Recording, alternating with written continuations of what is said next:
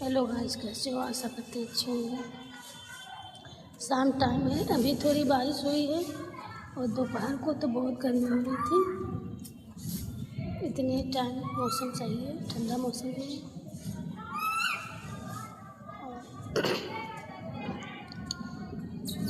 कोई कमेंट नहीं करता। अगर आप लोग कमेंट कर दिया करो तो थोड़ा मोटिवेशन मिलता है, वीडियो बनाने का मन भी होता है।